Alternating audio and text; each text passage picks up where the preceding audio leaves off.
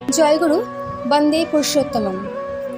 ছাড়ো রে মন ভবের আশা, অজপা নামে কররে নেশা।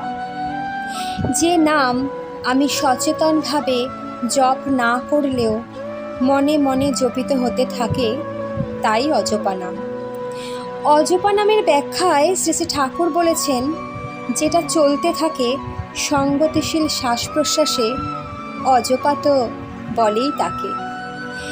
নির্দিষ্ট সময়ে বসে জপ তপ নয়, নিঃশ্বাসে প্রশ্বাসে সদা সর্বদা স্বতঃস্ফূর্তভাবে নাম হয়ে যাওয়াই হচ্ছে অজপা নাম। চলতে ফিরতে শুতে বসতে সদা সর্বদা নাম হয়ে যাওয়াই হচ্ছে অজপা নাম। এই অজপা নামের অনুশীলন পদ্ধতি শ্রী শ্রী পিতৃদেবও ধরিয়ে দিয়েছেন। নাম অজপা জপ করতে হয়। কথা বলছি, নাম করছি, সব সময় নাম করতে হয়। এই অভ্যাসে দেখা যায় কথা বলছি তো নাম চলছে, আর এমন অভ্যাস করতে হয় যে ভিতরে সব সময় যেন নাম শুনছি, ঘুমিয়ে আছি যেন নাম হয়ে যাচ্ছে। এ কাজ কঠিন কিছু নয়, অভ্যাসলব্ধ, অভ্যাস করলেই হয়।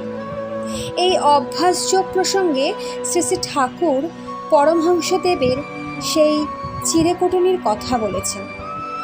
শ্রী শ্রী রামকৃষ্ণদেব ভক্তদের বলেছিলেন, ছুতোরদের মেয়েরা চিড়ে বেচে, তারা কত দিক সামলে কাজ করে শোনো। ঢেকির পাট পড়ছে, হাতের ধানগুলি ঠেলে দিচ্ছে, আর এক হাতে ছেলেকে কোলে করে মাই দিচ্ছে। আবার খদ্দের এসেছে, খদ্দেরের সঙ্গে কথাও চলছে। এরই নাম অভ্যাসযোগ। কিন্তু তার 15 আনা মন ঢেকির পাটের দিকেই রয়েছে, পাছে হাত পড়ে যায়। আর এক আনায় ছেলেকে মাই দেওয়া আর খদ্দেরের সঙ্গে কথা কওয়া। তেমনি যারা সংসারে আছে তাদের 15 আনা মন ভগবানে দেওয়া উচিত, না দিলে সর্বনাশ, কালের হাতে পড়তে হবে। আর এক আনায় অন্যান্য কর্ম করো। শ্রী শ্রী রামকৃষ্ণ কথামৃত প্রথম খণ্ড। শ্রী শ্রী ঠাকুর আমাদের অনুরাগের সঙ্গে নাম করতে বলেছেন। অনুরাগ সেই এমনই জিনিস যে জিনিসটা কোনো মানুষের মধ্যে নেই, এমনটা হতেই পারে না। কিন্তু দুঃখের বিষয়, আমরা প্রবৃত্তিমুখী মানুষ, তাই আমরা অনুরাগের অনেক অপব্যবহার করে থাকি। কেউ মানযশে অনুরক্ত, কেউ কামিনীতে, কেউ কাঞ্চনে, বিভিন্নভাবে। অনুরাগে করলে নাম আপনি আসে প্রাণায়াম। এর কোনো পরিমাপ নেই, যত বাড়াবো তত আমারই লাভ। এই অনুরাগকেই শ্রী শ্রী ঠাকুর বললেন সুরত। একদিন বিকেলে বড়াল বাংলোর বারান্দায় নাম প্রসঙ্গে শিশির তাকে বললেন, অলস অনুরাগে হয় না, 10টার মধ্যে এও একটা।